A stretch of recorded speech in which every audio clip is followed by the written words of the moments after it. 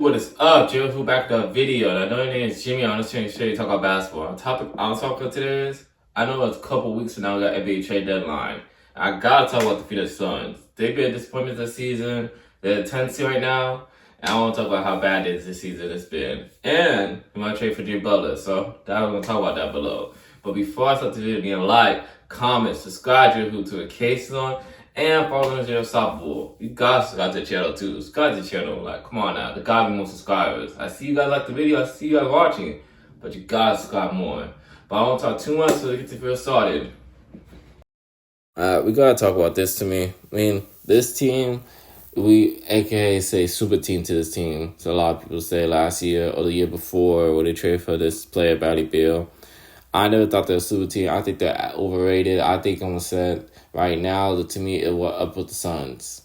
Because right now, I'll say this. Right now, I'll say this. The Phoenix Suns are sitting at 22-21. Sitting at the 10th seed right now.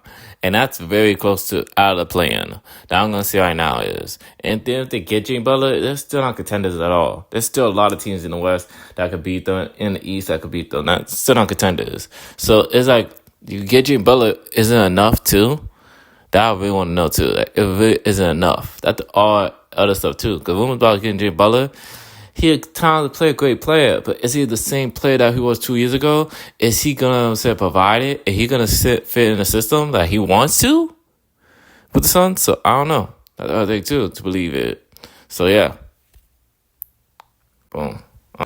But the thing about it is Denver have been consistent in the playoffs right now. He have been consistent in the playoffs. Not just right now, but recent years. Last year, there was finished at 6 seed, and Denver could be inconsistent in the playoffs.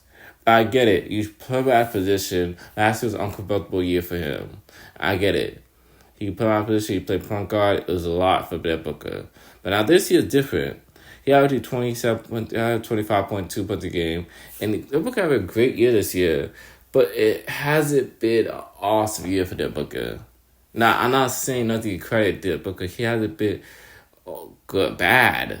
But it hasn't been, oh my gosh. It hasn't been, this is like, oh, okay, he's the best shooting guard in the league. He's top 3.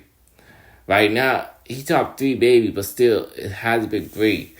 And I think to me, Devin Booker, phenomenal, played great with a point guard. I get it. They have Tyus Jones, great addition. I love Tyus Jones. But to me, when he had Chris Paul, I'll just say that was his best years to me. That was his best years. I feel like that was right there. Now, to me about it is Kevin Durant, he's 36. Kevin Durant hasn't played a lot of games this year. He played only 29 games. And he's been in and out of lineups, been out of injuries. Now, Kevin Durant not getting younger, he's getting older. And he's going to get injured anytime soon. Another thing about the Suns is they struggle out KD. They've been struggling out KD. They took KD out, they struggle out him. That's another thing. Other thing is this. Right now, they say at 19-20, I don't think to myself, yes, you guys been in the 6th seed. You avoid the play-in. But the West is so competitive, so good, that I don't think the Suns can make playoffs right now. I don't think the Suns are going to make playoffs this year. Right now, I don't know. Right now with the Suns. Because right now, I don't know what they're doing. That don't make sense to me. Because we got to talk about the elephant in the room, Bradley Beal. KD, top 5 player, top 10 player, not top 5, but top 10 player, most definitely. But we got to talk about elephant in the room. We got to talk about Bradley Beal. This guy have a no trade clause.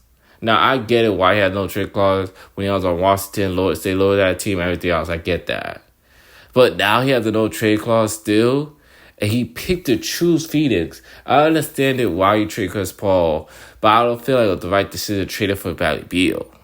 Because you have 2 guys play the same position. And I said this in one of my videos, Bradley Beal has to come on the bench if the Suns will succeed. And now he comes to the bench, and now they're testing it out, and that's something new for him. And gonna make him feel weird about it. Bradley Beal averaged 70.6 points a game. And this is not prime Bradley Beal. This is a different kind of Bradley Beal still. He's still good. But not top 10 studio out here like he used to be. Maybe top 15, not top 20, maybe top 30, but not like top 10 like he used to be. But the only thing is to me, yes, you traded for Nick Richards. Yes, you added Mike Budenholzer, a better coach maybe, who was better than Vic Vogels a little bit. But did that really solve all your problems? Because to me, you don't have a great draft picks. You have good draft picks that much. You said, have traded your depth away for KD. You already know that. You already traded Chris Paul for Bradley Beal, who had no trade clause. That's your best trade asset. And he got to choose to say yes or no. That's crazy. He got to choose to say yes or no. So that's one. Jl'hoops is good. Yes, he could be a good backup setter. But you could good backup setter. Also, he said that's about what you started with. He's a good setter. But one thing about it is you have to release Nurkic or trade him. Because you paid $18 million for this guy. And you traded for him. You traded who you thought could be a franchise player, DeAndre for him. That's crazy. And the guy averaged 8.6 points a game. Nurkic is okay setter, but like $18 million you paying for him? Like, the Suns don't have no depth like that. To me, the Suns are top 10 in offense. They're a great offensive team, but they're 24 defense. And I think defense is the main thing right there. Defense is the main thing. Offense can win you game. Offense can get you far, but defense can get you way more farther. And I don't think what the Suns is. I don't think they can make it to the NBA, make it to the playoffs this year. How the West is so constructed, how the West is so good this year, with OKC, Denver, Minnesota, Lakers, Sacramento. Like, you could lose if you lose 1 game, 2 games, you're out of top 5 seed. So to me, I still believe the Suns can make play-in, but playoffs, I don't know about that. And right now, you're going to the next offseason, you might have to trade KD. You might have to trade that Booker. And that Booker been there the longest. So I don't think that's going to happen. Because you can't trade Bradley Beal only if he said, yes, hey, I want to go to somewhere else. Because I heard the Jimmy Butler rumors. I get it. I heard the Jimmy Butler rumors. Yes, he'll be okay fit. Yes. But I see you have for him is Bradley Beal. Bradley Beal got to say yes. That's the only crazy part about it is. So if you can't trade Bradley Beal and only release him, you gotta trade one of the other stars. And I don't think you want to trade one of the stars. So maybe the Suns may restart next season. Maybe. Next offseason, maybe they'll restart. Because right now, I get it, 1920, we're in the middle of the season.